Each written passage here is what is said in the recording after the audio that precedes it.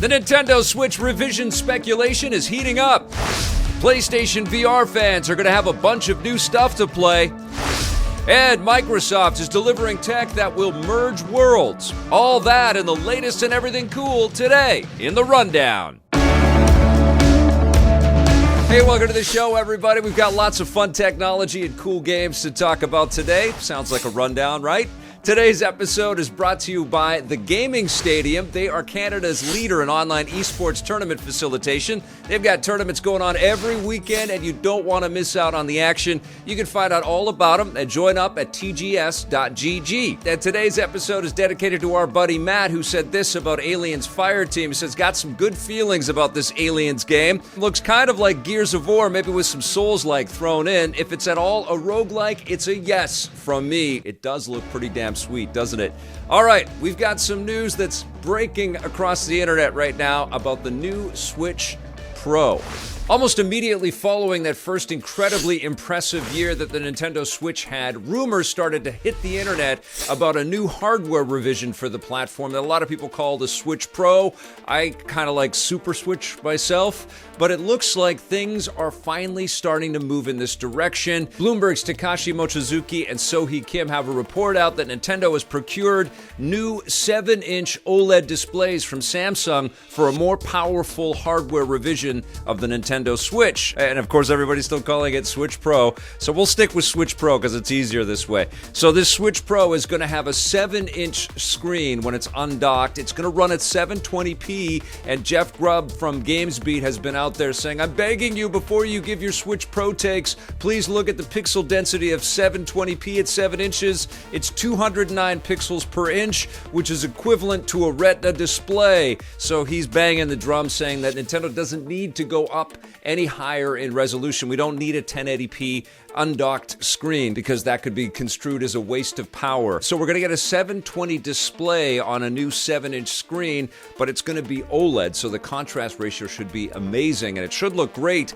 in handheld mode. But of course, the real story is that docked with this new Switch Pro, we could be going up to 4K resolutions with software, whether through upscaling, maybe through NVIDIA's DLSS technology, or some other componentry that allows a 4K display. The word is that production on the new Switch Pro is going to start this summer in June, and conceivably we might be able to pick up a new Switch Pro this holiday season, and it might time out with the release of Breath of the Wild 2, because that would make a tremendous amount of sense. You could show off all of the new capabilities of this new machine. Now, this is not the Switch 2 that we're talking about here. This is not a replacement for the Switch platform. It's an extension of the Switch platform, something that Nintendo has done several times with its Game Boy line and its DS line and its 3DS line. We've seen this before. It's incredibly exciting, though, because the Switch is definitely being outpaced hardware-wise by the other console manufacturers. It almost was right from the get-go. It was much more in line with the PlayStation 4 launch machine or the Xbox One launch machine. But now, with PS5 and the Xbox Series stuff out there and all of these amazing new graphics cards that are just pumping out beautiful visuals, the Switch base unit is starting to show its age a little bit. And it will be great to have a little bit more horsepower, to have a more consistent 60 frames per second target for a lot of software, even in undocked mode. Anytime Nintendo's coming to the table with new hardware, even if it doesn't hit, it's always exciting because they play by their own rules, and we all want to see what they've got up their sleeve. Let me know, though, are you excited about a Switch Pro revision for the Nintendo Switch lineup? Obviously, the Switch is selling so well, they don't really need to do this, but I think what they want to do is, continue to expand across the Switch line and bring new players in and maybe have consumers out there double up on Switch platforms. I'm personally excited, but I want to hear from you guys. Let me know in the comments below. All right, something else that's headed our way soon are a bunch of new titles for PlayStation VR. Our friends at PlayStation went YouTube crazy yesterday and dropped 6 videos for upcoming VR titles for PlayStation VR fans out there, which should put a lot of smiles on people's faces. Some of these games actually look quite sophisticated, quite advanced, and sort of next level in terms of VR gameplay, and they look like they're going to provide some pretty cool thrills. I think the sort of marquee announcement is that Doom 3 is being refashioned into VR. I remember that game freaking me the hell out when I played it originally. I think it's been eclipsed by the more recent Doom experiences, and I did play that Doom VR BFG edition And I thought it was cool, except that I pushed it too much and it started to make me queasy. I went like full-on FPS mode with the thing. And so that's my last memory of Doom with VR. And it's interesting, whenever you have any kind of a psychological connection to feeling a little queasy in VR, it doesn't really bring up the drive to jump right back in.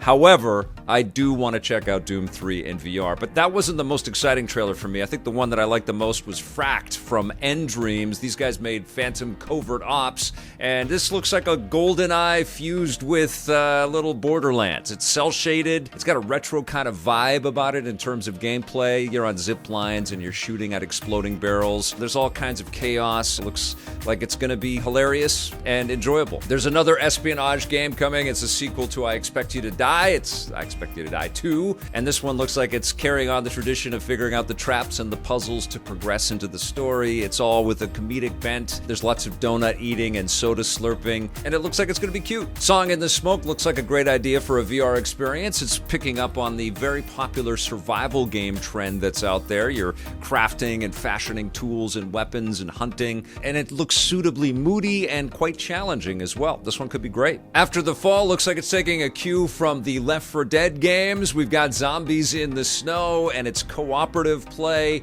It looks like it's made with quite a bit of cool storytelling. They didn't really show off gameplay, but the cutscene trailer stuff that they showed off looked pretty cool. Obviously, this co-op shooter against an army of invaders type gameplay is very popular out there, and if the gameplay is as tight as this trailer suggests, this one could be a lot of fun. But I think the most ambitious trailer on display is the new one from Sony called Zenith, and this is actually an MMORPG, which looks like it's going to give players a ton of different VR hooks to enjoy as they're diving into this massive world and exploring and partnering up with all kinds of different people. It looks a little bit like Phantasy Star Online fused with World of Warcraft, which I think speaks a little bit to the ambition of this game, and it does feel to me like this could be the beginning of something that's running for a very long time, potentially moving forward onto the PlayStation 5 and the PSVR 2. But what did you guys think? Did you dig the trailers and these little snapshot peeks at upcoming titles for PlayStation VR? Did Sony do a good job with these things?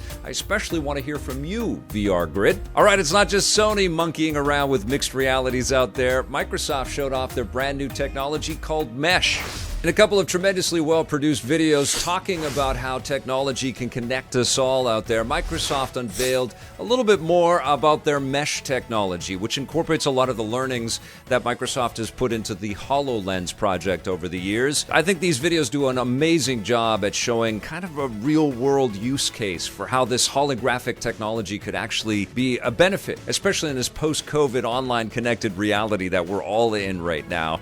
They showed a doctor talking with a patient, having some real-world statistical information coming right back into the feed of the doctor and the patient wearing the HoloLens. They showed architects working together, car designers working together. They didn't really dive into gameplay or entertainment types of uses for this mesh technology, but it is extremely cool. And they also kind of showcased that this technology wasn't just about, a singular headset wearer having a singular experience. It was about repositioning the users across space and time so that they could be connected, even if it's avatars with real people looking at a holographic image. And they've already started to employ some of this tech in some conferences internally at Microsoft. And presumably this is going to be tech that's going to filter across all kinds of sectors: the medical industry, the real estate industry, retail, design, all kinds of stuff. I think these videos really show off that a lot of stuff that's been kind of faked for the movies, like the Iron Man tech, whenever he's got the Iron Man suit, well, that stuff is within our collective grasp now. And finally, one quick thing to talk about. Why is Master Chief in Superman and Lois? I tweeted about this yesterday. I watched the second episode, and I enjoyed it, but not quite as much as the first episode, which kind of unveiled all the characters and revealed some secrets and mysteries to kind of kickstart the show. This one, we're just kind of world building. We're adding a little bit of layers. I'm not going to spoil anything. It was okay, but it felt a little bit like it was padding out stuff, setting stuff up for the future. But this Master Chief outfit, it freaked me out. And what I said is that this looks like the Master Chief as if it was designed by the id Software Doom developers, you know? So it's kind of a hybrid of Doom Guy and Master Chief. Anyways, I am sticking with Superman and Lois. I think it's pretty cool. I'm digging a lot of the special effects, the Superman special effects. It's amazing to be able to see that every week on TV. So yeah, I'll stick with that, but I'm really looking forward to tomorrow's finale of WandaVision. All right, you guys, that's going to do it for our rundown today. Thank you so much for watching. I'll be back again tomorrow with a brand new episode for you. Thank you to all of our subscribers out there, the ones that have been with us for a long time, and all of you brand new folks. Thanks for joining up. And thank you, of course, to our EPN members. We'll see you tomorrow. And until then, play forever.